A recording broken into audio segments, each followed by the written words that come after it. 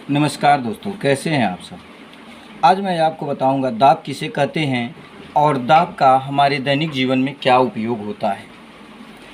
आइए देर न करते हुए वीडियो को स्टार्ट करते हैं और आपको बताते हैं कि दाब किसे कहते हैं। दोस्तों, दाब अर्थात प्रेशर एकांक क्षेत्रफल पर अभिलंबवत लगने वाले बल को दाब कहा जाता है। इसकी परिभाषा होती है दोस्तों कि एकांक क्षेत्रफल पर अभिलंबवत लगने वाले बल को दाब कहते हैं और इसे P से प्रदर्शित करते हैं। इसका सूत्र देखेंगे दोस्तों, इसका सूत्र होता है कि दाब बराबर बल बटे क्षेत्रफल। अर्थात देखेंगे दोस्तों कि दाब को P से डिनोट करते हैं। देखेंगे यहाँ लिखा गया है P = F/A। P for pressure, F for force और A फॉर एरिया। अर्थात दाब बराबर बल बटा क्षेत्रफल। देखेंगे दोस्तों कि दाब जब बढ़ेगा तो बल भी बढ़ेगा और दाब जब बढ़ेगा तो क्षेत्रफल की वैल्यू घटती है। अर्थात क्षेत्रफल को जब बढ़ाएंगे तो दाब कम होगा और दाब को बढ़ाएंगे तो एरिया अर्थात क्षेत्रफल कम होता है, जबकि बल का मान बढ़ता है। देखेंगे दोस्तों कि दाब का जो SI मात्रक होता है, देखेंगे दाब का SI मात्रक पास्कल है और इसका MKS पद्धति में मात्रक न्यूटन प्रति मीटर वर्ग होता है। दोस्तों, दाब का पास्कल जो है मात्रक उसके खोजकर्ता के नाम पर ही, पास्कल के नाम पर ही उनके सम्मान में रखा गया है और MKS पद्धति में इसका मात्रक न्यूटन प्रति वर्ग मीटर होता है।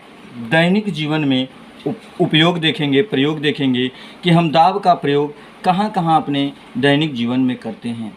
सबसे पहले देखेंगे दोस्तों कि पहला दैनिक जीवन में उपयोग है कि सेब काटने वाली छुरी की धार पैनी बनाई जाती है। दोस्तों, सेब काटने वाली छुरी की जब धार लगाई जाती है, यानी धार को उसके पतला बनाया जाता है, तो उसका जो देखेंगे कि क्षेत्रफल होता है, यानी A, देखेंगे यहाँ क्षेत्रफल लिखा है, इस क्षेत्रफल का मान जब घट जाता है तो दाब का मान बढ़ जाता है और बल का मान भी बढ़ जाता है, आसानी से सेब कट जाता है।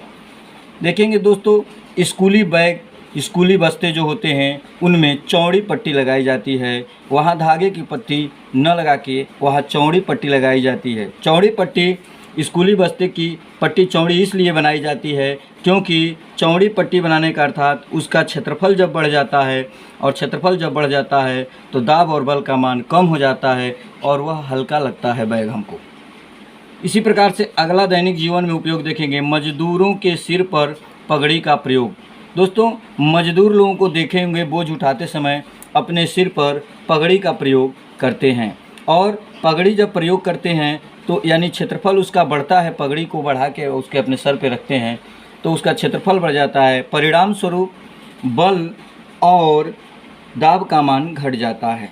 अगला देखेंगे कि दफ्ती में, अगर कोई दफ्ती है और उसमें आपको दे दें एक चौड़ा पिन दे दें, चौड़े मुंह वाला पिन दे दें और एक पतले मुंह नोक वाला पिन दे दें, तो पतले नोक वाली पिन से आसानी से छेद किया जा सकता है, क्योंकि जो पतली नोक वाली पिन होती है उसका क्षेत्रफल, नोक का क्षेत्रफल कम हो जाता है और परिणाम स्वरूप क्या होता है कि दाब और बल का मान बढ़ जाता है। क्षेत्रफल जब कम होता है दोस्तों तो दाब और बल का मान बढ़ जाता है और आसानी से छेद हो जाता है।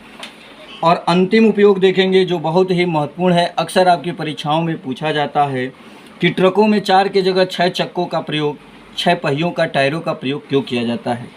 दोस्तों, इसका जो कारण होता है देखेंगे कि संपर्क तल का क्षेत्रफल, यानी पहिए का, एक पहिए की जगह पर हम 2 पहिया जब लगाते हैं तो उस पहिए की जो क्षेत्रफल होता है, एरिया होता है, लंबाई चौड़ाई जो होती है वो बढ़ जाती है। परिणाम स्वरूप जब हमको पता है कि जब क्षेत्रफल का मान हमारा बढ़ेगा तो दाब और बल कम लगेगा और आसानी से ट्रक ज़्यादा से ज़्यादा भार को बहुत दूरी तक ले जा सकता है।